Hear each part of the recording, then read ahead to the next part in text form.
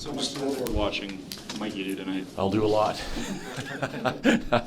We'll have it on in the house for sure, watching both games. But they are late, so I don't usually stay up that late, but tonight I may.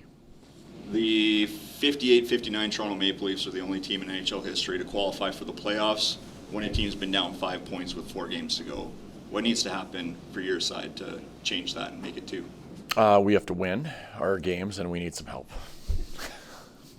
I don't know what else I can say, but that's where we're at, right? So finding a way to make sure we're at our best, almost mirror the game we played last night against San Jose tomorrow is what we need to do. So try to do our best to control what we have some control over, and fingers crossed for things that we don't. It's been a month, maybe even 6 weeks, that this team's been playing games that, at least we've been calling must win. Yeah. How have you seen the group get better at sort of managing, that reality? For me, it's the way they've played the game more often than not. Like, I feel like our game's gotten better over the last month and a half, really since the Four Nations break. Like, we're on a pretty good stretch right now, where we're generating more. That's one thing that was kind of our Achilles heel at the beginning of the year. Our penalty kill is much better. Our power play is a little bit in and out, but it has contributed for us. And we're starting to see some of our key players bring their best more consistently. So I feel like we're getting better. So in this situation, it's bringing the best out of the team and the individuals in our room. Do you have any sense of why those improvements have sort of come? Well, there's been belief from day one. I will say that. I think the goal that we set from the beginning of the year to get ourselves into the playoffs is another thing that people have really taken to heart, and they feel a lot of responsibility to help get us there. So, I think it's a lot of the leadership group that we have. There is a kind of a never say die attitude with them and what they're all about this year. So I think there's a lot of factors that come into play there. San Jose's played both your group and Minnesota really tight in the past couple scares, I guess, in the past week or so. Does that sort of just hammer home how dangerous those spoilers can potentially be? Hey, every team. I always think that anybody can beat anybody on any given night in the NHL. There's that many great players, and San Jose has a team that's very dangerous right now with the young players that they do have, very skilled group.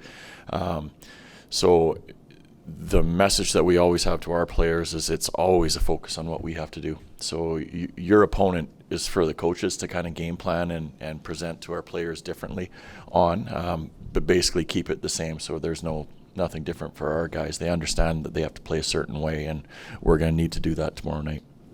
We talked a little bit last night about the goal and the 5-on-3 from Michael Backlund, but just sort of his totality. What's he meant to your group since he got back from injury? Well, Wes, right now he's a different player. Like I think the last little bit, this is the best we've seen him play.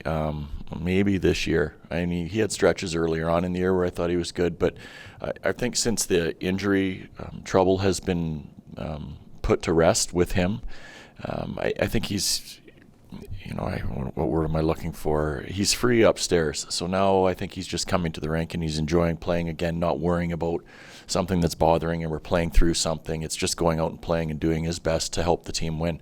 And I think because of that, we're getting the best version of Michael Backlund right now.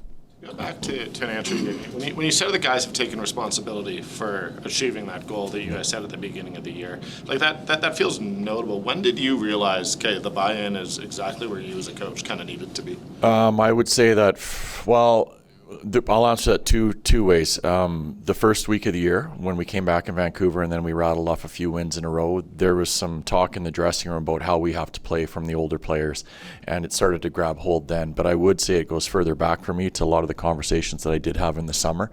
Not one of the guys that I talked to gave me a feeling like maybe he doesn't think we can do it. All of them to a man were, this is something that we believe we can do, and we're going to prove a lot of people wrong. Did you get the sense last night, like kind of right from the get-go on the bench, that your group was going to be where they needed to be? Yeah. And usually starting the way we start a game, but even before, like meetings are funny. I always like to look in the players' eyes, see who's really sharp and who's paying attention, who's maybe kind of drifting off, because there's a lot of meetings during the course of the year. There really is, and I know my voice gets to be old every once in a while, just like the other coaches. But last night there was a different feel around the room, and we're going to need that again tomorrow night. You talked about the start and the buy-in you got early on. I guess just the fact that everyone in the room seems to sort of have an idea of, here's how collectively we need to look, here's my sort of responsibility within the system, and it seems like you're getting a lot of reinforcement, not just from the coaching staff, but from the veteran players, like you mentioned, sort of making sure that when you sort of drift away from it, it's not just your voice telling them, hey, you got to get back on this. Yeah, no, sorry. And it's more powerful, too, when it comes from the peer.